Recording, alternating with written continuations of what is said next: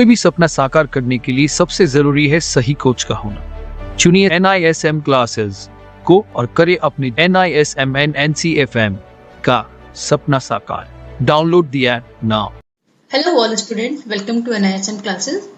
तो series start करते हैं। NISM डेरिवेटिव 8 सीरीज के मॉक टेस्ट की इंपॉर्टेंट क्वेश्चंस की वीडियो चल रही है, जो 100 इंपॉर्टेंट क्वेश्चंस एग्जाम्स में आते हैं उन पे हम एक फ्रीक्वेंसी वाइज वीडियो बना रहे हैं। और अभी ये क्वेश्चन नंबर देखते हैं कहाँ से स्टार्ट हो रखा है।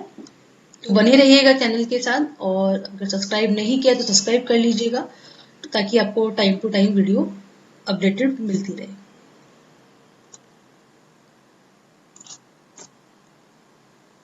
तो ये क्वेश्चन नंबर 27 है, इसको देखते हैं। This is the question number 27। Who monitor the collection of initial margins and allows exposure to member based on that?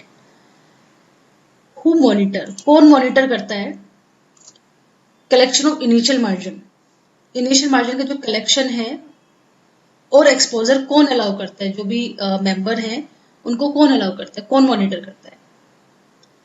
इसका मतलब इन्होंने 4 क्वेश्चन दिए हैं। फर्स्ट है the stock exchange, second the clearing corporation, third NSD और CDSL, fourth SEBI. यानी कि कौन मॉनिटर करता है जो इनिशियल मार्जिन और एक्सपोजर जो अलाउ करता है वो कौन मॉनिटर करता है? तो इसका मतलब आता है स्टॉक एक्सचेंज तो नहीं करता है, क्लियरिंग कॉर्पोरेशन ये हो सकता है, NSD और CDSL ये तो डिपॉजिटरी है, और सेबी तो नहीं करेगा। तो उसमें जो करेक्ट आंसर आएगा वो आएगा द क्लियरिंग कॉर्पोरेशन, राइट। तो सबसे पहले क्वेश्चन को समझना है, हु मॉनिटर, कौन मॉनिटर करता है the collection of initial margin, initial margin का जो कलेक्शन होता है, और एक्सपोजर कौन अलाउ करता है, जो भी मेंबर हैं, जो ट्रेडिंग मेंबर्स हैं उनको कौन अलाउ करता है। तो इस तरीके से अगर आप समझेंगे क्वेश्चन को तो आंसर आपको इजीली मिल जाएगा, राइट। तो नेक्स्ट क्वेश्चन देखते हैं, question number 28। Question number 28। In the option segment, if you sell a call at a premium of rupees 45 at the strike price of rupees 400, lot of 200 shares, then the maximum possible profit is। अब इसमें 3 चीज पूछी है। In the option segment, सबसे पहले हमें देखना है क्वेश्चन क्या पूछ रहा है। In the option segment, option segment में if you sell a call at a premium, अगर आप कोई कॉल सेल करते हैं, प्रीमियम चल रहा है उसका 45 at the strike price of 400। Strike price 400 है, आपने किसी भी ऑप्शन की कॉल सेल की है, प्रीमियम उसका 45 पे है, यानी कि आपने एक, और लॉट उसका 200 शेयर्स का है, 200 शेयर्स का आपका लॉट साइज है, स्ट्राइक प्राइस 400 का है, कॉल का प्रीमियम 45 का है। तो इसमें मैक्सिमम प्रॉफिट आपका कितना होगा? जितना आपका लॉट साइज है, पहले सोच लीजिए 200 शेयर का लॉट साइज है और प्रीमियम 45 का है, स्ट्राइक प्राइस को साइड रख लीजिएगा। तो इसमें देखते हैं कैसे होता है। आज इन्होंने 4 ऑप्शन दिए हैं। फर्स्ट है 9000 का प्रॉफिट होगा, सेकंड 18000 का, थर्ड 30000 का, और फोर्थ दिया अनलिमिटेड। तो अगर हम सेलिंग में हैं तो हमें प्रॉफिट अनलिमिटेड होगा, या फिर जितना हमने सेल किया है उतना ही प्रीमियम हमें रिसीव होगा। तो फर्स्ट ऑफ ऑल तो पहले ये समझ लीजिए, अगर आप ऑप्शन बायर हैं तो आपका जो प्रॉफिट है वो अनलिमिटेड है, लॉस आपका लिमिटेड, जितना आपने प्रीमियम पे किया है उतना ही आपका लॉस होगा। बट अगर आप इसके ऑपोजिट है, आप ऑप्शन सेलर हैं, तो आप जितना का प्रीमियम आप सेल करेंगे उतने का ही आपको प्रॉफिट अर्न होगा। वहां पे प्रॉफिट आपका मिनिमम है, ठीक है, मिनिमम प्रॉफिट आपको उतने जितने पे आपने प्रीमियम सेल किया है।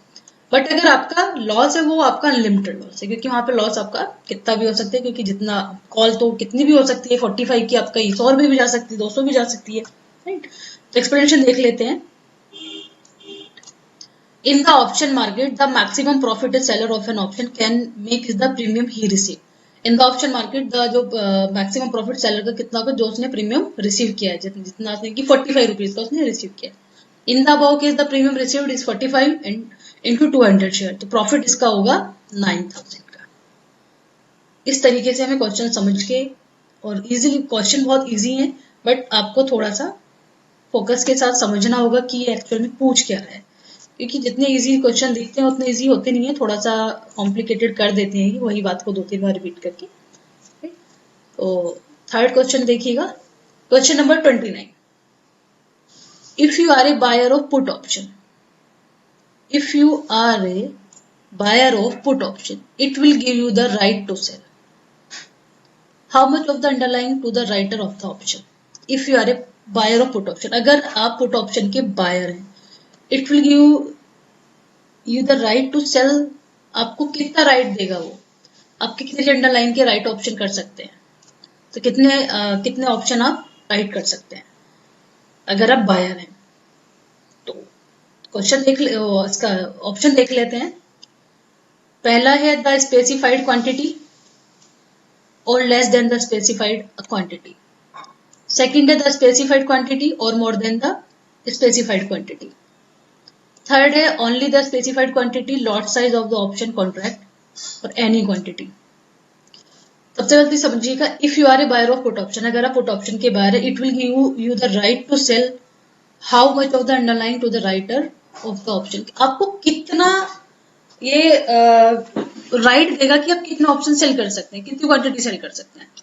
तो जितने का लॉट साइज आप उतना ही तो कर पाएंगे ना। आपके लिए तो ऐसा तो नहीं है कि बायर के लिए अलग कस्टमाइज करके लॉट साइज होता है और सेलर के अलग, तो ऑप्शन के लिए स्टैंडर्ड लॉट साइज होता है, जितना भी है आपको उतने पे ही बाय सेल करना है।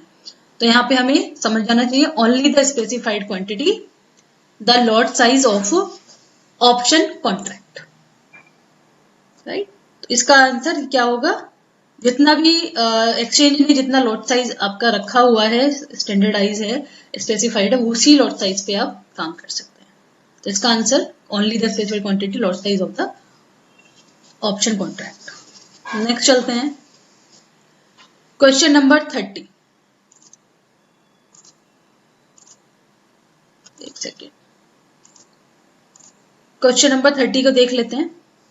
The settlement in future contract happen only in, the settlement in future contract happen only in cash, physical delivery, cash और delivery, none of the above। यानी कि जो सेटलमेंट होता है फ्यूचर कॉन्ट्रैक्ट में वो किस में होता है, कैश में होता है, फिजिकल डिलीवरी में होता है, कैश और डिलीवरी दोनों में होता है, या नॉन ऑफ द अबव किस में होता है। तो वैसे पहले तो कैश में होता था, अब फिजिकल डिलीवरी भी आपको सेबी ने प्रोवाइड कर दी है।